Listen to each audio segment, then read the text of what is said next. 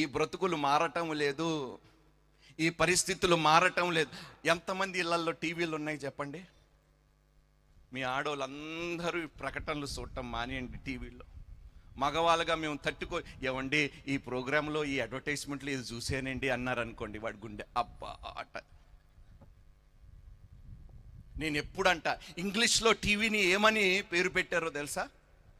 Idiot box. ఏమిటి? తెలుగులో దాని అనువాదం చేస్తే ఏమంటారు? ఇడియట్ బాక్స్ని తెలుగులో అనువాదం చేయండి, వెధవ పెట్టి. వెధవ పెట్టి ముందు ఎవరు కూర్చుంటారు? నేనేమనలేదే, దేవుడు మనల్ని దీవించదు. చాలామంది భర్తలు ప్రాణాలు పోతున్నాయండి మీరు టీవీల ముందు కూర్చుంటుంటే. దేవా మమ్మల్ని కాపాడు ప్రభా. గిదియోను దాక్కొని ఉన్నాడంట, భయపడుతున్నాడు. మీరు ఎవరి గురించైనా భయపడుతున్నారా? ఏ విషయమైనా మీ బ్రతుకుని బట్టి భయపడుతున్నారా? సిగ్గుపడి దాక్కుంటున్నారా? ఎదుర్కోలేని స్థితిలో ఉన్నారా?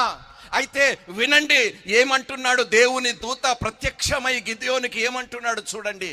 పరాక్రమగల బలాఢ్యుడా. ఆహా, భయపడుతున్న వాడికి ఏం పేరు పెట్టిందో తెలుసా దూత? చెప్పండి. పరాక్రమగల బలాఢ్యుడా, oh man of great velar అన్నాడు. నువ్వు భయపడవలసిన అవసరం లేదు. సైన్యములకు అధిపతి అగు యెహోవా నీ దేవుడై ఉంటే అతని సైన్యముగా నువ్వు ఉన్నందుకు నీ పక్షమున యుద్ధము చేసైనా నీకు విజయమునిస్తాడు దేవుడు. హల్లెలూయా. మీరందరూ ఎవరో తెలుసా? పరాక్రమగల బలాఢ్యులు. హల్లెలూయా. మీరు మోకరించి ప్రార్థన చేస్తే ఈ లోకము కంపించవలసినదే. ఊరుకోండి, మా ఇల్లే కదలటం లేదు, లోకం గురించి చెప్తారన్నట్టు మోకం పెట్టుకున్నారు చూడండి.